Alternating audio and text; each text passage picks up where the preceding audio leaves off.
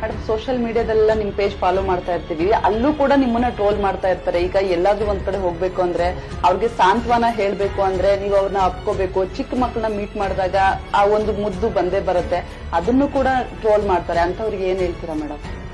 ಅಂತವ್ರಿಗೆ ನಾನು ಏನು ಹೇಳಕ್ ಹೋಗಲ್ಲ. ಯಾಕಂದ್ರೆ ಮಹಿಳಾ ಆಯೋಗದ ಅಧ್ಯಕ್ಷೆಗೆ ಮುಂಚೆ ನಾನು ತಾಯಿ, ಒಂದು ಹೆಣ್ಣು, ಎರಡನೇದು ನಾನೊಬ್ಳು ಡಾಕ್ಟ್ರು. ಒಂದು ರೋಗಿಗೆ ಮೊದಲು ಚಿಕಿತ್ಸೆನೆ ನಾನಿದೀನಿ, ನಿಮ್ಗೆ ಏನೂ ಆಗುದಿಲ್ಲ, ನೀವು ಚೆನ್ನಾಗಿದ್ದೀರಾ ಅಂತ ಹೇಳದೆ. ಆಮೇಲೆ ಅವರನ್ನ ಕಣ್ಣೀರು ಒರೆಸ್ಬಿಟ್ಟು ಅವರನ್ನ ತಪ್ಕೊಂಡಿದ ತಕ್ಷಣ ಅಳ್ಬೇಡವಾ, ನಾನಿದೀನಿ ನಿನ್ ಜೊತೆ, ನೀನ್ ಧೈರ್ಯವಾಗಿ ಹೋರಾಟ ಮಾಡ್ಬೇಕು ನೀನು ಅಂತ ಹೇಳಿದ ತಕ್ಷಣನೇ ಅವಳಿಗೆ ಎಲ್ಲೂ ಆಸರೆ ಇರಲ್ಲ.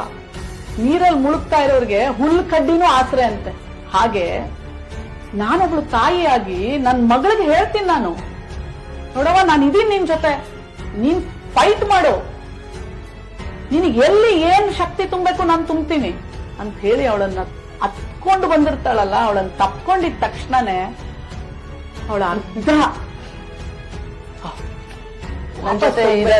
ಅವಳಿಗೆ ಯಾರೋ ಒಬ್ರು ನನಗೆ ಆಶ್ರಯ ಇದ್ದಾರೆ ಅಂದ ತಕ್ಷಣನೇ ಅವಳಿಗೆ ಅವಳ ಅರ್ಧ ಗಾಯವಾಸಿ ಆಗ್ತದೆ.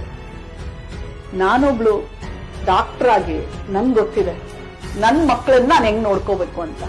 ಯಾರು ಟ್ರೋಲ್ ಮಾಡಿದ್ರೆ ನನಗೇನು, ಐ ಡೋಂಟ್ ಕೇರ್. ನಾನು ನನ್ನ ಮಕ್ಕಳಿಗೆ ಯಾವ ತರ ನ್ಯಾಯ ಕೊಡಬೇಕು ನಾನು ಕೊಡ್ತೇನೆ. ಅದೇ ನನ್ನ ಶಕ್ತಿ ಸಹ. ನೀವು ಏನ್ ಬೇಕಾದ ಹೇಳ್ಕೊಂಡೋಗಿ ನನ್ನ ತಲೆನೇ ಕೆಡಿಸ್ಕೊಳ್ಳಲ್ಲ. ಹೋರಾಟ ಮಾಡೋದು ನಾನು ಊಟದಾಗೆ ಕೊಟ್ಟಿದ್ದಾರೆ ದೇವರು. ನಾನು ಹೆಣ್ಣು ಅನ್ನೋದೇ ನನ್ನ ದೊಡ್ಡ ಶಕ್ತಿ.